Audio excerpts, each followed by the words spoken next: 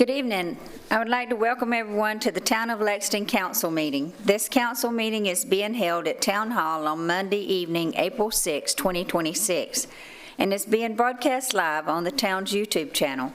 I am Hazel Livingston, the mayor of the Town of Lexington, and I would like to introduce my fellow council members. To my left is Council Member Ron Williams. Good evening. To his left is Council Member Todd Lyle. Good evening. Council Member Michaels is not here tonight. She is out of town. To my right is Mayor Pro Tem Todd Carnes. Good evening. To his right is Councilmember Gavin Smith. Good evening. And to his right is Councilmember Will Allen. Good evening. Our invocation tonight will be led by Councilmember Allen. Thank you, Madam Mayor. Let's pray, y'all. Oh, Heavenly Father, thank you so much for another spring in Lexington, South Carolina, Lord. We love this town. We want to pause right now and just thank you for all that you continue to do for our neighbors in this community. We truly are immeasurably blessed to live here, and I think sometimes we lose sight of that. So we want to pause right now just to thank you so much for all that you've done, all that you're doing, and all that you're going to do. I ask you, Lord, to please give Holy Spirit discernment to everybody up here with me so that we can make the best decisions for our neighbors. Continue to grow us and keep us in the palm of your hand and the center of your will, Lord. And we pray all of this in Jesus' holy name. Amen. Amen. Now I'd ask Councilman Williams to do the Pledge of Allegiance. I pledge allegiance to the flag of the United States of America and to the republic for which it stands, one nation, under God, indivisible, with liberty and justice for all. I will now call the council meeting to order. Are there any deletions from tonight's agenda? Hearing none. Council met in executive session prior to this meeting. Matters discussed in executive session as permitted by SC Code 30-4-70A, discussion of a public defender contract, discussion of West Columbia water litigation, discussion of potential property acquisition for public parking, informational update on 14 Mile Creek Gravity Trunk Project. No vote was taken. Do I hear a motion to ratify this report? So moved. Mayor Pro Tem makes the motion. Do I hear a second? Second. Councilman Williams seconds it. Is there any discussion? Hearing none, all those in favor, raise your right hand. And it is unanimous. Next up is the approval of minutes. Attached are the regular council meeting minutes for February 2nd and March the 2nd of 2026 for approval. Do I hear a motion to approve the minutes? So moved. Councilman Williams makes the motion. Do I hear a second? I'll second it. Councilman Smith seconds it. Is there any discussion on the minutes? Hearing none, all those in favor raise your right hand. And it is unanimous. Now for our vision plan update. The Vision Plan Advisory Committee has kicked off their meetings. The committee consists of 10 community members who either live in the town or own a business within it. Their role is to gather input and provide recommendations to council to help shape Lexington's future. Public input is also a big part of this process, and we'd like to hear from you. Make sure to check for updates on surveys and other events that will be happening with the Vision Plan on our website, lexsc.gov. Next, Mayor Pro Tem Carnes has our traffic update. Thank you, Madam Mayor. Most of our local schools are officially out for spring break this week. As a reminder, traffic patterns may be a little different than usual. Please allow adequate time to reach your destination safely. The next traffic committee meeting is scheduled for Wednesday, April 29th at 8 a.m. at Town Hall in the third floor conference room. And finally, please exercise caution when traveling in construction areas. We encourage you to follow the Town of Lexington Police Department's social media outlets for traffic alerts and updates. Please call 803-358-7273 to report any traffic signal issues, unsafe roadway conditions, or a pothole that needs immediate repair. Thank you, Mayor Pro Tem. We have one presentation tonight, and it's a presentation of Child Abuse Prevention Month. At this time, I'd like to invite anyone here that would be accepting this to please come forward as I read this proclamation.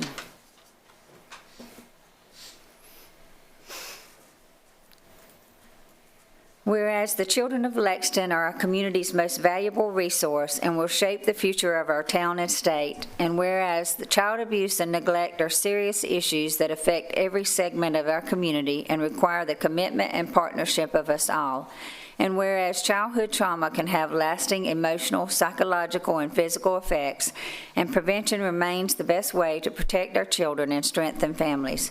And whereas effective prevention efforts depend on collaboration among families, schools, community, and faith-based organizations, businesses, healthcare providers, law enforcement, and child welfare professionals.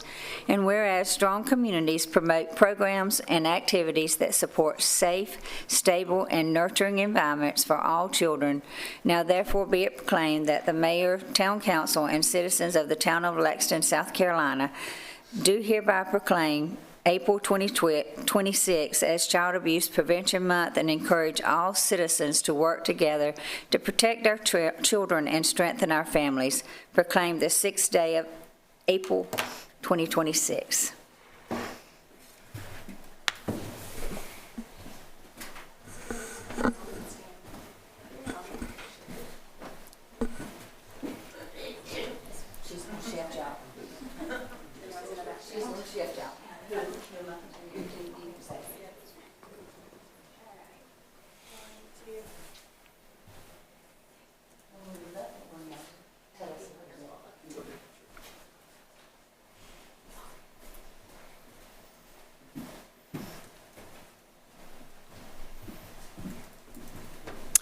Good evening. My name is Anthony Giuliano. I'm the president of the Flourishing Families Board of Directors.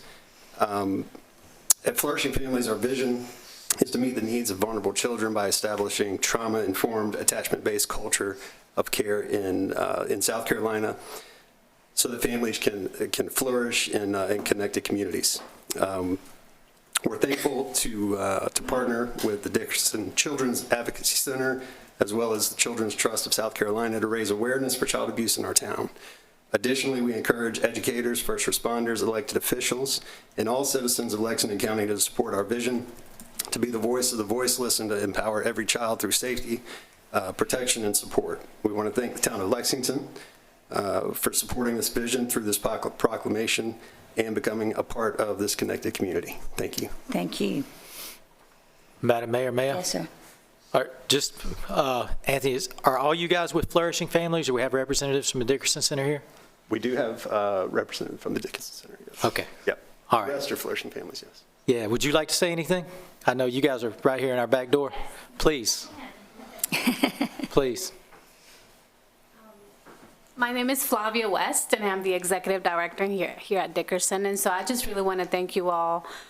Child abuse and neglect is one of the most horrible things that can happen to children, and unfortunately our numbers are increasing as the months go by. But I'm so very thankful for the community partnerships we have built over the years. The Lexington Police Department, especially Chief Green, has been a great person to support what we do. So thank you so much for allowing us to be here and bringing awareness and hopefully help us in prevention for child abuse and neglect. Thank you. Thank you. Thank you. Thank you. Next up, we'll move on to new business items, beginning with Councilmember Smith, annexation of Lexington County Tax Map 004-300-07-162. Thank you, Madam Mayor. Stature Properties, LLC owns approximately 29.31 acres on West Main Street and Highway 378 and has petitioned to annex the property. A car dealership and commercial center is planned to be developed on the site. Properties in town near this one are zoned general commercial, office commercial, high-density residential, and protected residential. West Main Street and Highway 378 are classified as arterial roads. The property is shown on the future land use map as a regional node area.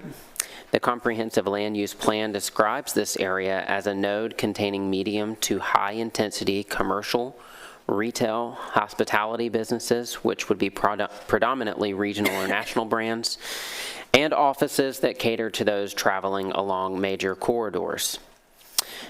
all that said, at the March 18th meeting, March 18th, 2026 meeting, the Planning Commission recommended zoning this property as general commercial and classifying West Main Street and Highway 378 as arterial roads. The only action requested on this is first reading, Madam Mayor. So I will move, I guess, do I need to move for, I don't need to move for first reading. This is just a first reading. You need to make a motion for first reading of annexation. Yes, we have to vote on it. Okay, so first reading approval? Yes. Okay, that's not what this says. So, Madam Mayor, I would move for first reading approval for annexation of Lexington County tax map. I won't read the number, but it is as denoted on our agenda packet. Councilmember Smith makes the motion. Do I hear a second? Second. Councilman Williams seconds it. Is there any discussion? Hearing none, all those in favor, raise your right hand. And it is unanimous. The next items, 2, 3, and 4, are related but need to be voted on separately. So Mayor Pro Tem Carnes will be reading each of these, first with rezoning at Old Chapin Road. Thank you, Madam Mayor. Connolly Development has submitted a request to rezone 9.63 acres at 201 Old Chapin Road from high-density residential to high-density residential and limited commercial with a planned unit development overlay.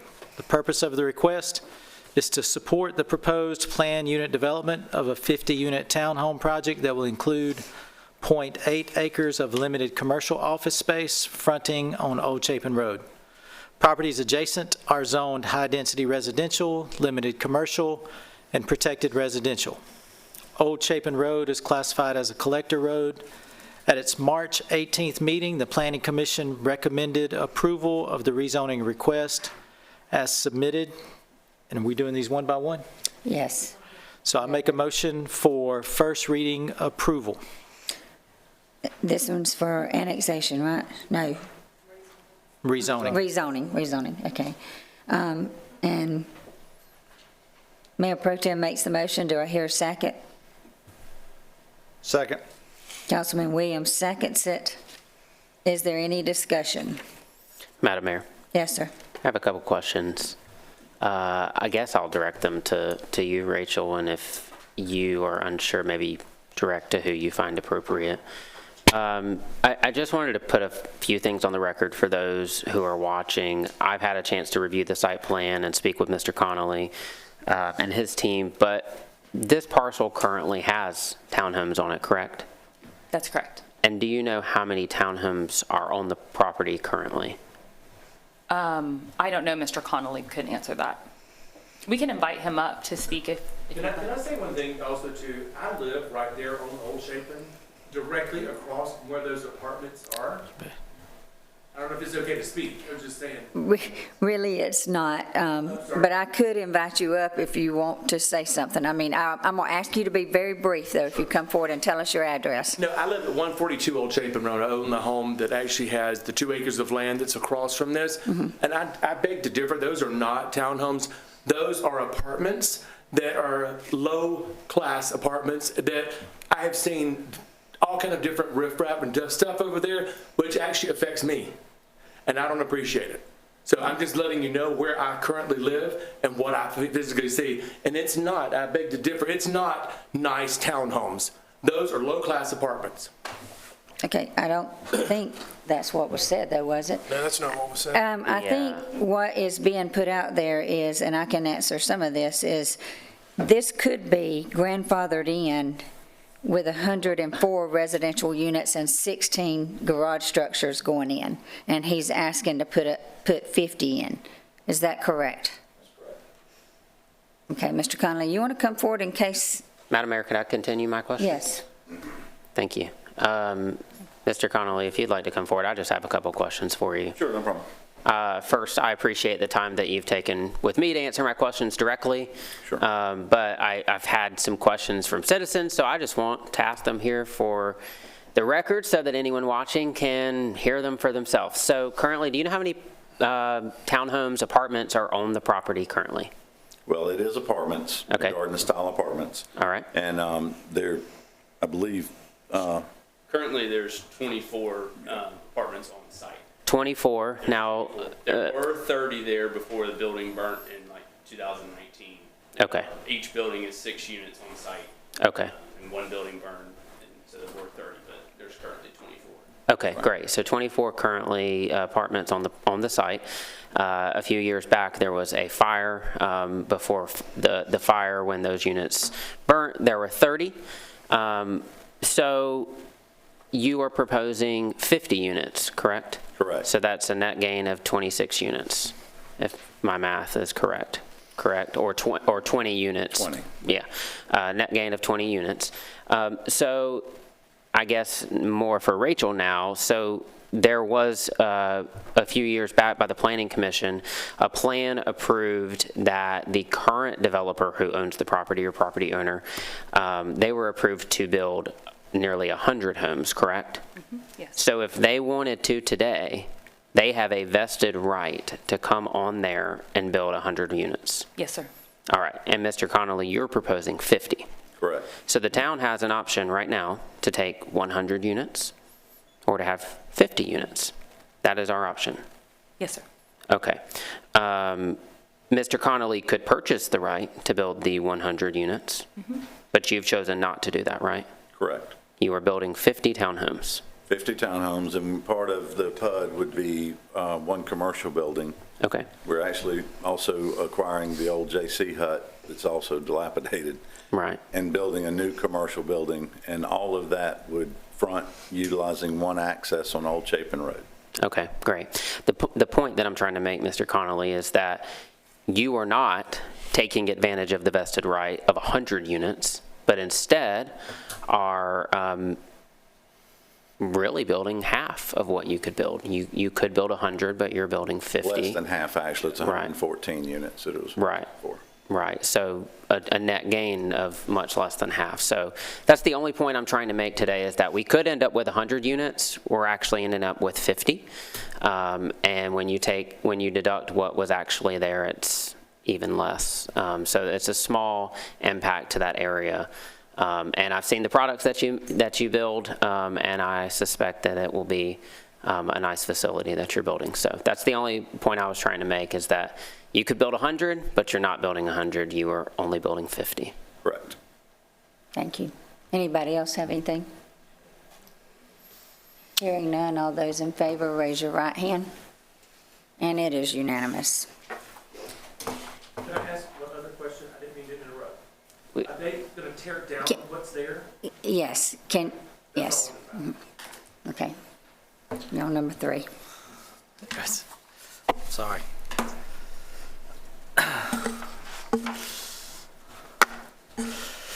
Connolly Development has submitted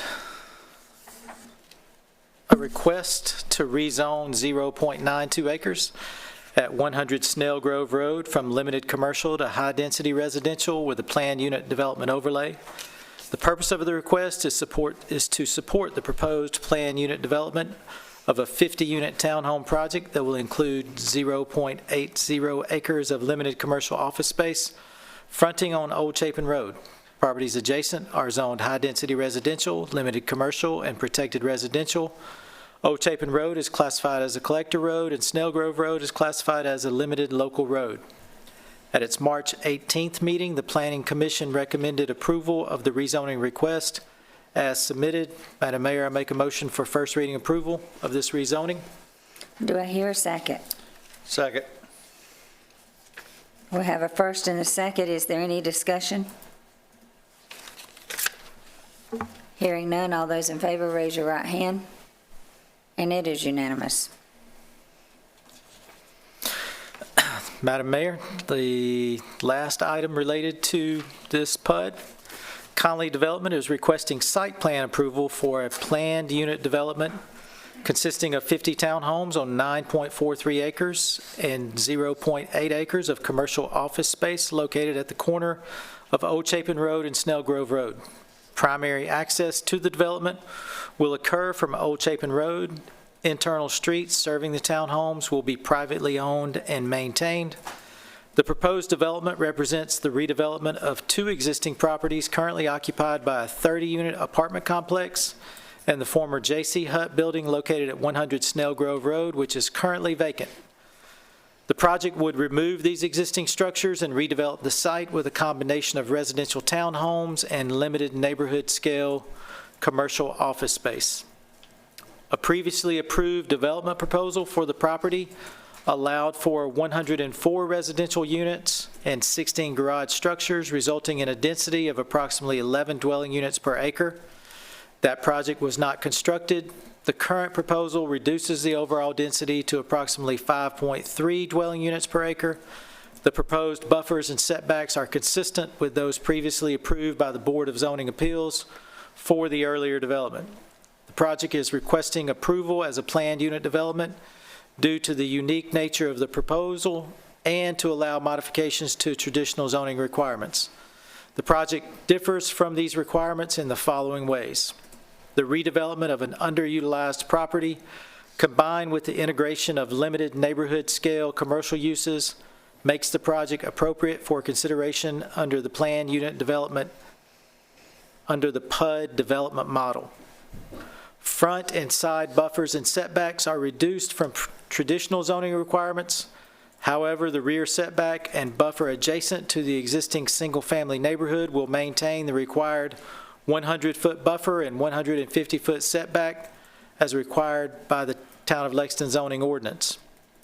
Parking standards are modified to provide adequate parking without garage structures for the townhomes. Front facade variation standards for townhomes will be achieved through architectural facade articulation rather than continuous roofline segmentation. At its March 18th meeting, the Planning Commission recommended approval of this request. Madam Mayor, I make a motion for first reading approval. Mayor Pro Tem makes a motion. Do I hear a second? Second. Councilman Lyle seconds it. Mr. Connolly, would you mind coming back up again? And I do understand that Randy is not here with us tonight. I do understand that you will be making some traffic improvements according to what we require in the town, correct? That's correct. We're abiding by the same traffic revisions that were previously when the larger development was approved. Okay. We're also working in concert with some other improvements that were already underway on that corridor. Okay. Does anybody else have any questions of him while he's up here? Yes, Madam Mayor. When you say, like, are those traffic improvements on Old Chapin, is that site plan fully developed, or is that something we are in the context of developing as far as turn in, turn out? Like, I don't know if I think that's a DOT road. So have plans been approved for that based on your site? So, as I said previously, there was a plan for widening Old Chapin to add a center turn lane to assist in people not having to stop every time somebody made a turn off of that road. The J.C. Hutt, as it currently sits, if it was to be redeveloped standalone, it would access Snell Grove Road, but it was problematic because anybody that tried to redevelop that property and utilize that was going to have to make improvements to Snell Grove Road. And you had several turn-ins, turn-outs at that location. Our proposal, that's the purpose of the PUD, is to put all of that together so that we have one access off of Old Chapin for the commercial and the residential. And we are extending the center turn lane.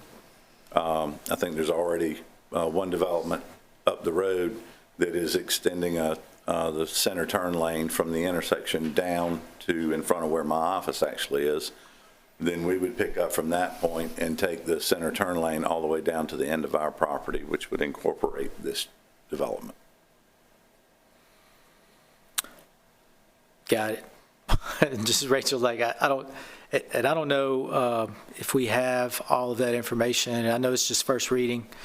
Just there's going to be a lot of curiosity about how that traffic flows right there because it doesn't flow great right now. Mm-hmm. And we do have two developments building on top of each other. So for them to be synergized and in coordination and for us to get it right. This is our one chance to get it right.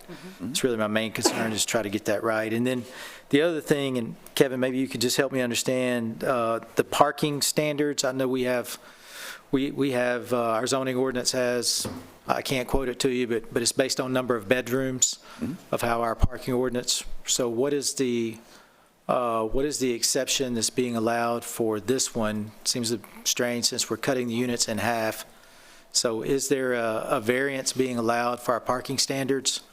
But I know, we're meeting the parking for the residential and the commercial. We're meeting the parking requirements per unit per the town's code. The only exception that we're asking for is the town's code requires garage structures to be built. And we're Okay. just asking for, Okay. to not have to build garage structures. Okay. But we still meet the same parking requirements that are required by code. Okay, yeah. We've seen people cheat the parking deal, and that never works out. I'm glad to hear that. Garage is not necessary, parking is. And for listening public, when you do a PUD, you do have the opportunity to ask for certain exceptions, and they delineated them here, and parking was one of them, but just the elimination of garages. That's all I have, Madam Mayor. Thank you. Does anybody else have anything? Hearing none, all those in favor, raise your right hand. And it is unanimous. Thank you very much. Thank you. Next up is approval to enter the Public Defender Contract Agreement. Councilmember Allen. Thank you, Madam Mayor. Staff is recommending approval of a contract, and the copy's attached, with Deborah Moore to provide public defender services for the town of Lexington Municipal Court. This agreement ensures the town continues to meet its obligation to provide legal representation for indigent defendants in an efficient and consistent manner. The contract establishes a 12-month term with automatic renewal, with compensation structured at $200 per hour, not to exceed $400 per case, and a total annual cap of $24,000, along with provisions for reimbursable expenses such as interpreter and investigative services as needed. This approach provides both cost control and flexibility while maintaining continuity of service within the court system. Madam Mayor, I move for approval to enter into this agreement. Councilmember Allen makes a motion. Do I hear a second? Second. Mayor Pro Tem seconds it. Is there any discussion on this? Hearing none, all those in favor, raise your right hand. And it is unanimous. Our last item this evening is approval to enter the mutual aid agreement with U.S. Secret Service Electronic and Cyber Crimes. Councilmember Lyle. Thank you, Madam Mayor. In the March work session, we received a proposed mutual aid agreement between our Lexington Police Department and the United States Secret Service. This agreement would support the collaboration and in the investigation of electronic cyber fraud related crimes. So, Madam Mayor, having reviewed this agreement, it's also included in this packet, and I would make a motion for approval to enter into this agreement. Councilmember Lyle makes a motion. Do I hear a second? Second. Mayor Pro Tem seconds it. Is there any discussion? Hearing none, all those in favor, raise your right hand. And it is unanimous. That's it for our agenda items tonight. Are there any comments from the public regarding a specific agenda item listed tonight? If so, come up here and ask specifically about that item. And give your name and your address. Oh, she's got it prepared.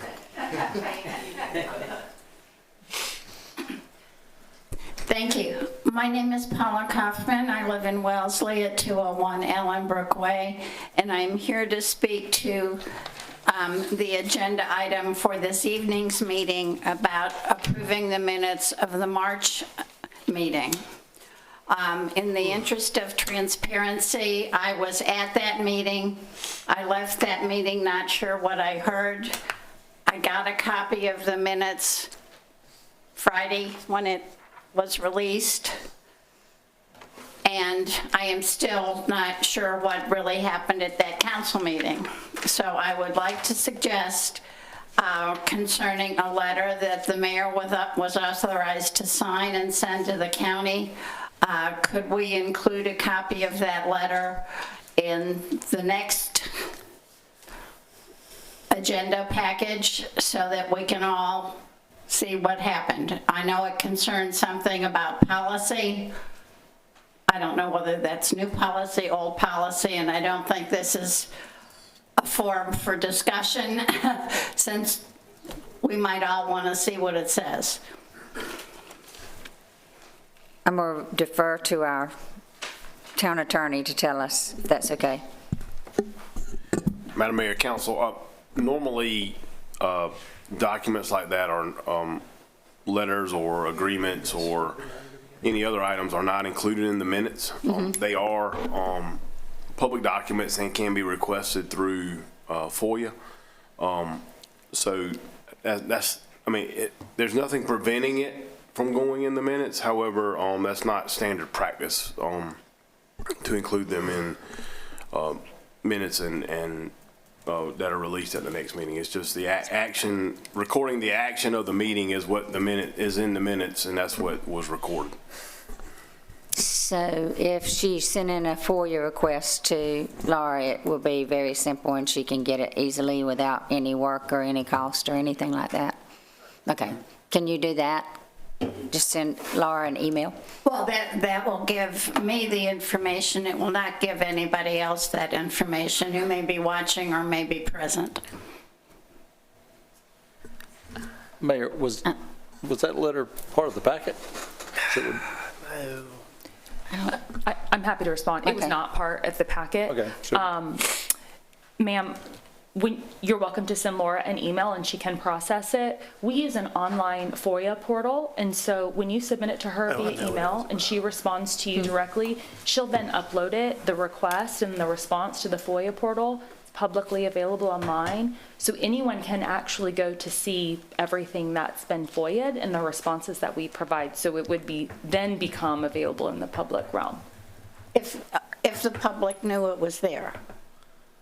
Yes, if they went to the FOIA portal to look, yes. So the question is whether we take a proactive position to keep our citizens informed, or we wait for them to ask for it.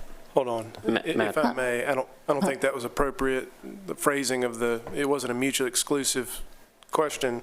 I think this was a letter the county asked us to do Right. related to that water tower off of Portia. And yeah, happy to send you a copy of that letter. I thought it was a waste of the ink it was printed on. I didn't think it was needed, but apparently the county asked us to do it, so it would procedurally open the door for them to enforce that, but I thought it was a waste of time. I'm happy to send it to you. You would send a copy of the letter too? If I can get it, I'd be happy to send you a copy of it. Okay, I'm back to the point of that will inform me, that will not inform anybody else. How about Ms. Paula? What would you like us to do? How about this, Ms. Paula? How about if we work with our staff and David to find out how we can do this, include things like that? I mean, to be as forthcoming as we can be with everything. You know, sometimes there may be a letter that's sent that we can't exactly put out there because it may involve a lawsuit or something. I don't know what it would be, but how about we work with them and see how we can do this? Would that be satisfactory? Well, I probably, among others, want to know what it was all about. So however you want to work together and accomplish that goal, that would appreciate it. Madam Mayor. Thank you.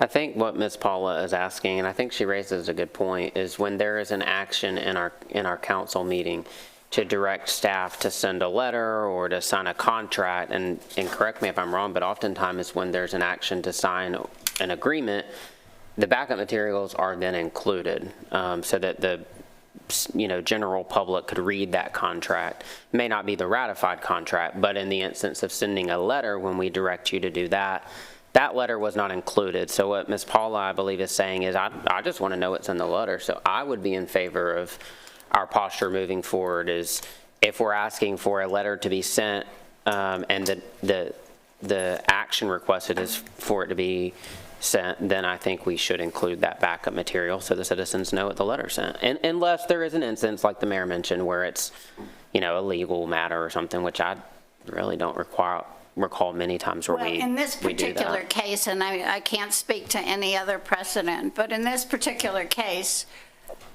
the council action was not on the agenda for the council meeting. I don't think it was a council discussed in action. executive session. But until we actually got here, we did not know, I shouldn't say we, I did not know that would be a subject for the council's action. So it couldn't be included as a backup item for that particular council meeting. Got it. I think we'll work through it, Madam Mayor. Yeah, I think we can too. I think we can work Thank you together, for Ms. Paula. We listening. want to be, Here's somebody's help me pen. here, I just went blank. Transparent. It's not mine, although I'm Yeah. famous for grabbing pens. Paula, we want to be transparent. Good. And so we will work on this and figure out what's the best way to do Okay. it, okay? Thank you all. Thank you, Ms. Paula.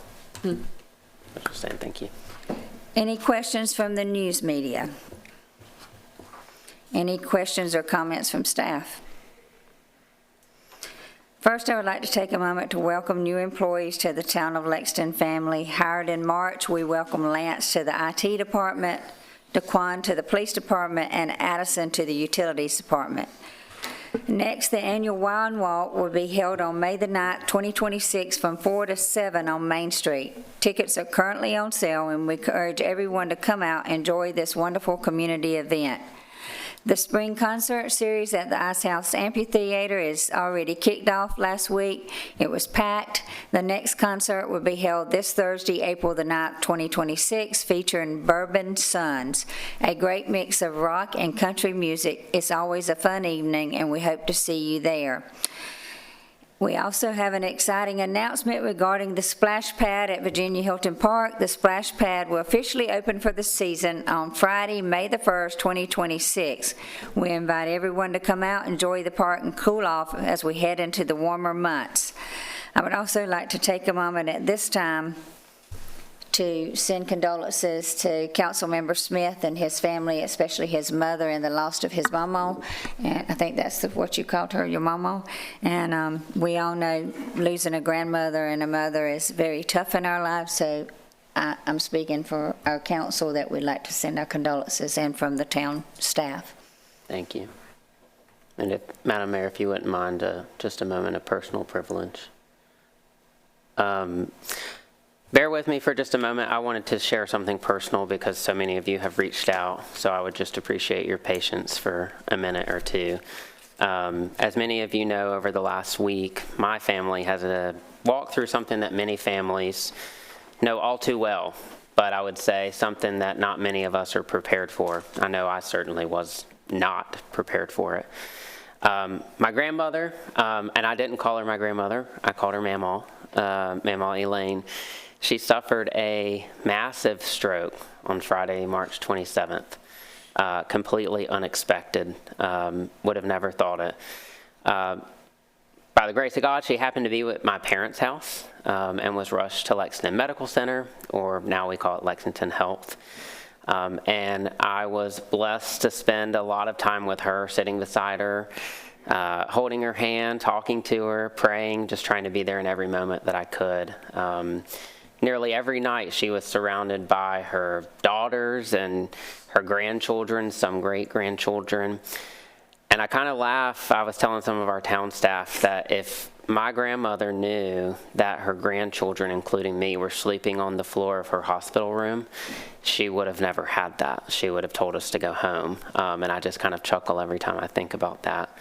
But we just wanted to be close to her. If you've ever been in a room like that, though, you know that time feels different. It slows down, and you start to think about what really matters. And I felt all of that.